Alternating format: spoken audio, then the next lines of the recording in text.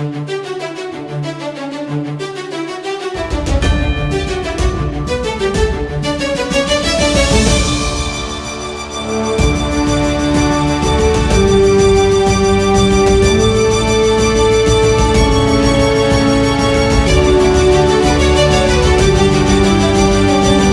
Assalamualaikum warahmatullahi wabarakatuh.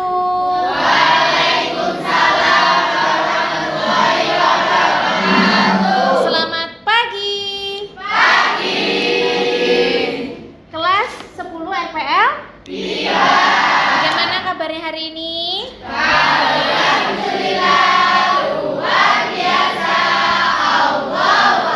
Alhamdulillah semuanya sehat. Oke, silakan ketua kelasnya memimpin doa dulu. Persiapan. Sebelum mulai pelajaran hari ini, marilah kita berdoa. Berdoa mulai.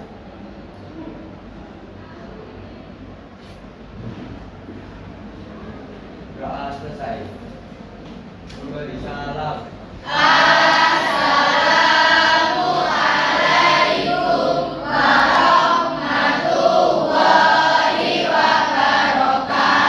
Waalaikumsalam warahmatullahi wabarakatuh. Baik, hari ini kita ketemu ya di pertemuan kedua ya.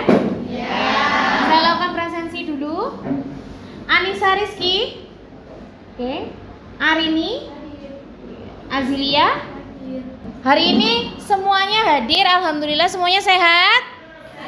Oke, alhamdulillah. Anak-anak, hari ini kita akan belajar tentang usul bentuk prompt untuk kecerdasan artifisial generatif. Itu ada fotonya siapa itu ya?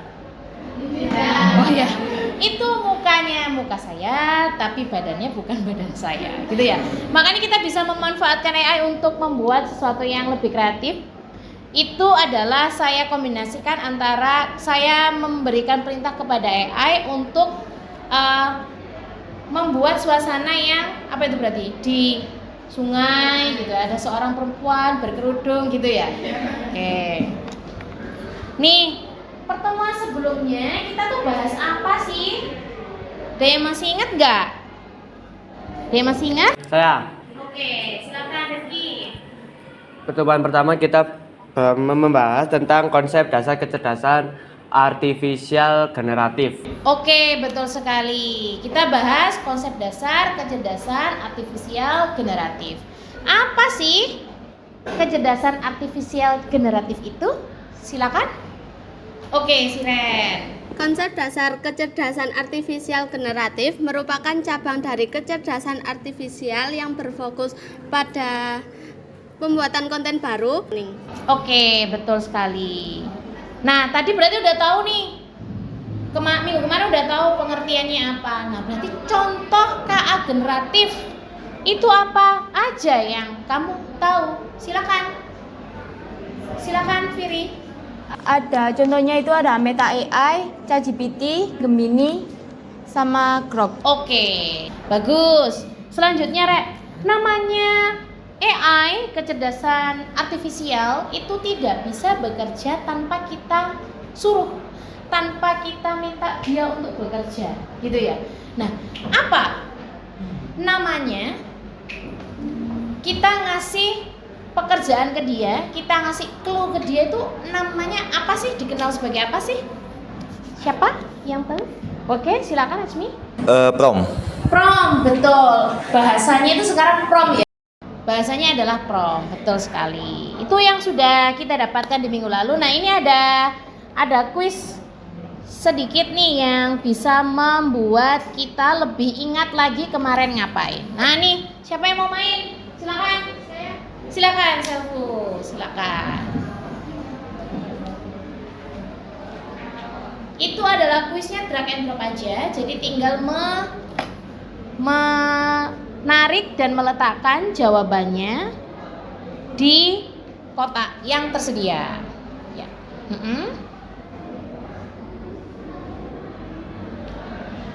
Iya. Coba di-submit. Oke, betul. Tepuk tangan. Berarti kemarin sudah paham tentang konsep dasarnya, maka dari itu kita sekarang akan mengetahui apa saja unsur-unsur pembentuk prompt yang efektif. Nah, sebelum ke materi yang akan kita bahas, kita kan minggu lalu sudah bikin kesepakatan kelas nih di mata pelajaran informatika, betul?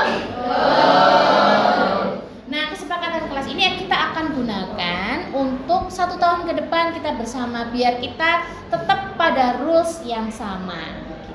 Ada 5 yang sudah kita sepakati seperti tampilan yang ada di depan. Apakah ada yang perlu direvisi? Tidak. Oh, tidak. Belum perlu tah? Belum. Oh, berarti ini bisa kita sepakati sampai nanti ketika kita butuh revisi? Yeah. Oke. Kita jalankan ini sesuai dengan kesepakatan kita. Bisa dilanjut ya? Bisa. Nah, ini adalah tujuan pembelajaran kita hari ini, ada 2. Ada yang bisa minta tolong untuk membacakan? Oke, silakan Arini.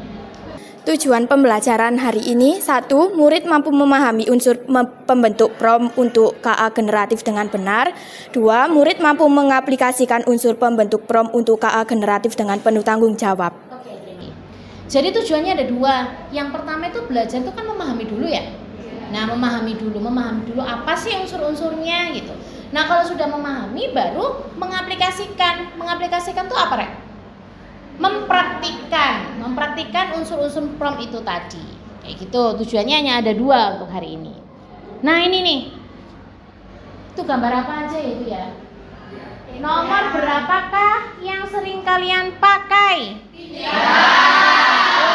Namanya? Masa dari 6 yang saya tampilkan cuma pakai 1 doang? Nomor 2 juga pakai. Oke, coba sih dispel, disebutkan. 1 namanya magnitude, 2 namanya jemini, 3 namanya jemini, 4 namanya 5 namanya 6 namanya. Tepuk tangan dulu kalian.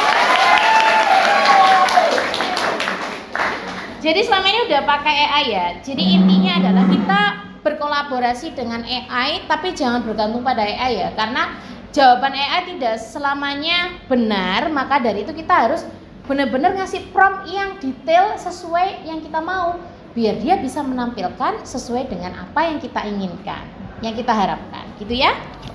Nah, ini dari berbagai KA yang ada, mereka semua membutuhkan prompt atau instruksi yang jelas serta rinci untuk menghasilkan keluaran yang diinginkan oleh manusia, yaitu oleh kita. Yuk kita mari sekarang belajar unsur-unsur pembentuk prompt. Nah, ada 10 anak-anak unsur pembentuk prompt itu. Yang pertama adalah instruksi. Nah, itu udah ada contohnya sebelum ada pengertiannya ya. Contohnya adalah tulis puisi tentang hujan, jelaskan teori gitu. Berarti dia harus dikasih tugas. Tuliskan, jelaskan, buatkan, perintah. Oke. Itu adalah instruksi. Yang kedua adalah konteks atau background atau latar belakangnya. Contohnya adalah sebagai guru biologi gitu, atau dalam rangka kampanye lingkungan gitu. Itu adalah konteks. Atau gini, dalam rangka, karena ini Agustus ya, dalam rangka untuk memperingati Hari Kemerdekaan Indonesia yang ke-80. Nah, itu adalah konteks gitu ya. 3, ada data spesifik atau input spesifik. Berarti di situ kamu harus kamu biasanya memberikan contoh kepada dia, ngasih inputan kepada dia. Misalkan kamu punya artikel panjang nih, terus kamu pingin meringkasnya, makanya di situ ada tulisan ringkas artikel berikut lah. Berikut kan berarti harus ada yang diinputkan kayak gitu. Itu adalah data spesifik. Yang keempat adalah contoh atau examples. Berarti kamu memberikan contoh ke dia biar dia bisa meniru apa yang kamu contohkan. Buat dialog seperti ini. Nah, itu udah ada ya dari contoh ini ya. Sekarang yang kelima adalah parameter. Parameter itu berarti, nah di situ diminta membatasi jumlah kata atau karakter. Contohnya, jawaban maksimal 100 kata kaitannya dengan artikel tadi.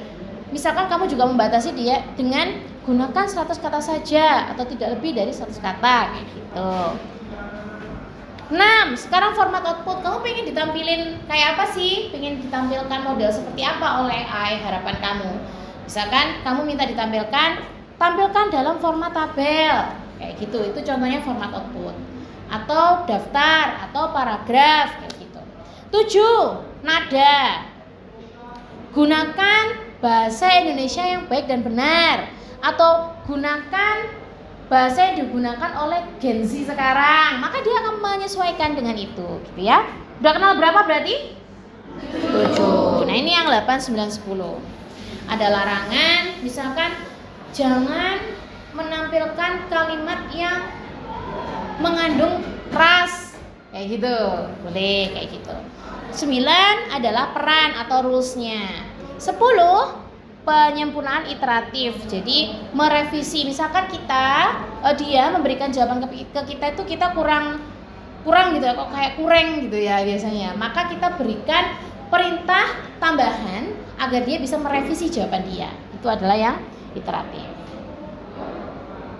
Oke, jadi kalau yang peran tadi contohnya itu berperan sebagai dokter yang menjelaskan vaksin. Jadi berperan sebagai siapa? Contoh yang Bu Dinda terapkan. Sebagai pihak HRD, buatlah dialog sederhana dalam rangka kamu akan melakukan wawancara kepada siswa lulusan SMK yang melamar pekerjaan. Tampilkan dialog dalam format tabel dan tidak lebih dari 150 kata, gitu ya. Gunakan bahasa Indonesia yang formal. Maka ini tampilan dia. Yang pertama, dia tadi mintanya dalam bentuk tabel, dia udah menampilkan dalam bentuk tabel. Sudah, tidak lebih dari 150 kata, dan lihat pertanyaannya dia yang ditampilkan menggunakan bahasa Indonesia yang formal. Nah, sekarang pertanyaan Bu Dinda, unsur pembentuk prompt apa saja kah yang barusan saya terapkan? Tuh, berarti saya udah terapkan berapa? 5 dari 10. Berarti itu ada konteks, instruksi, format output, parameter, dan nada. Nah, sekarang saya minta kalian mengakses lembar kerja murid. Oke. Nah, ini lembar kerja muridnya nanti silakan dibaca ya. Apa saja ya? Ya, apa saja yang diminta dari sini. Intinya nanti Bu Dinda meminta kalian untuk mempraktekkan apa yang saya lakukan, tapi tolong lebih dari 5 unsur yang saya terapkan gitu. Oke? Tugasnya individu, saya berikan waktu, dipersilakan bekerja sekarang. Oke. Ditentukan temanya, misalkan mau temanya tentang kamu lagi suka tentang Korea, tentang band Korea, atau suka drakor atau apa, disesuaikan dengan minat masing-masing. Mau pakai tema apa, dipersilakan menyesuaikan dengan minatnya kalian, atau lagi pikiran apa, nah itu yang kalian ciptakan prompt-nya gitu.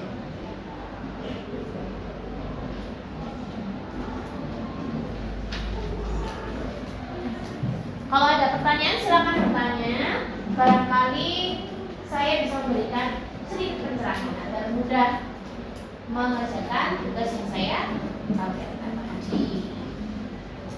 Sekarang waktu untuk pengerjaannya sudah habis.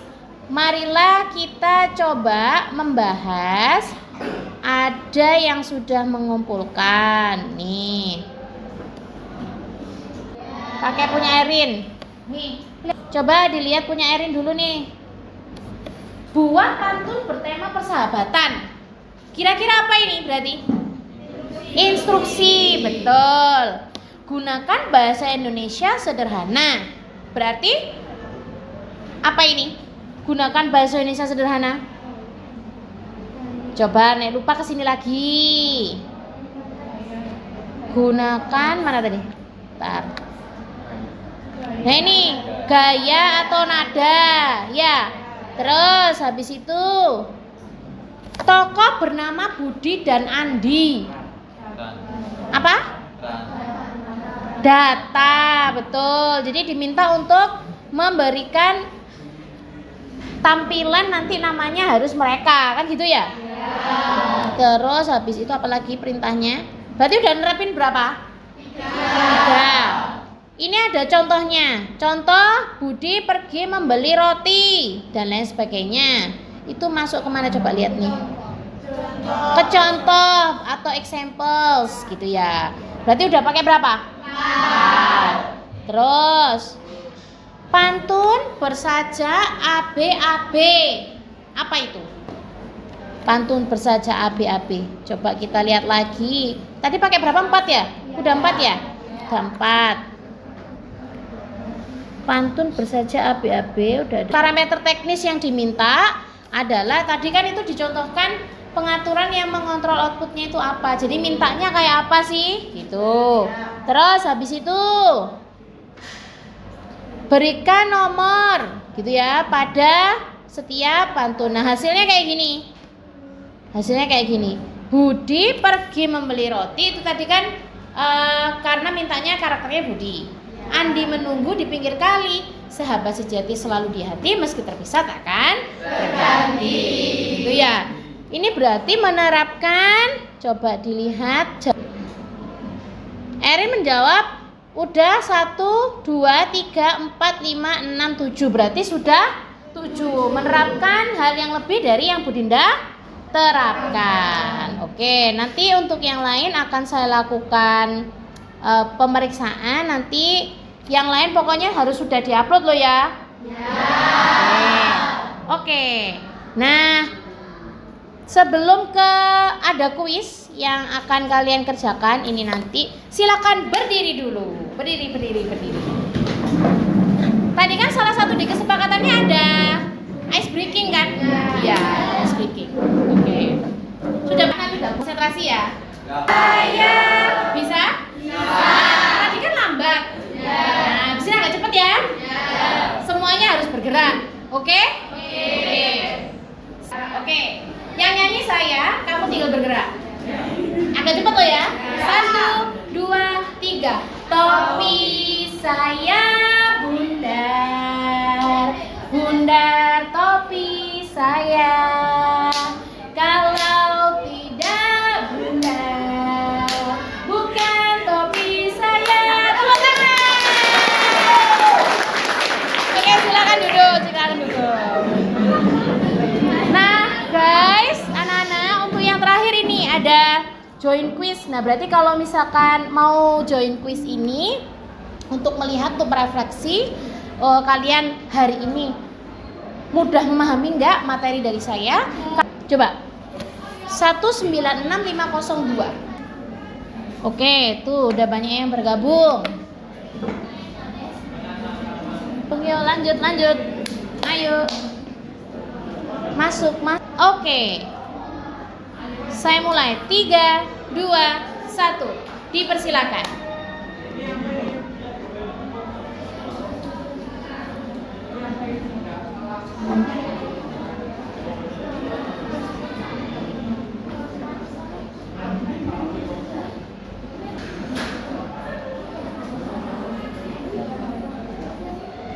Oke, barusan ini tadi kita sudah selesai untuk main gamenya. Tadi yang nomor 1, siapa tadi nomor 1? Muhammad Ferdi. Yang mana tadi nomor 1? Oke, tepuk tangan untuk Muhammad Ferdi. Oke, besok-besok kita bisa buat quiz lagi yang lebih asik gitu ya, lebih asik. Baik, sebelum menutup pembelajaran hari ini kita refleksi dulu. Jadi hari ini dapat apa aja? Dapat apa aja tuh? Kalian dapat apa aja? Unsur pembentuk, prom yang efektif, gitu ya. Ada berapa tadi? 10. Ada apa aja tadi? Kesimpulan ini siapa nih? Kuko, silakan Kuko. Apa aja tadi? Ada instruksi teks, ini dari prom adalah penjelasan tugas yang harus dilakukan. Konteks memberikan informasi latar belakang untuk memahami situasi atau objek. Oke, betul. Apalagi Nabila? Parameter teknis. Ya. Terus ada format output. Betul, ada format output. Selain itu juga ada data, ada batasan, ada peran, penyempurnaan, dan juga nada dan gaya. Itu yang sudah kita pelajari hari ini, dan semoga di pertemuan selanjutnya kalian bisa lebih aktif lagi ya daripada hari ini ya. Oke. Sebelum mengakhiri pembelajaran hari ini, silakan ditutup dengan berdoa.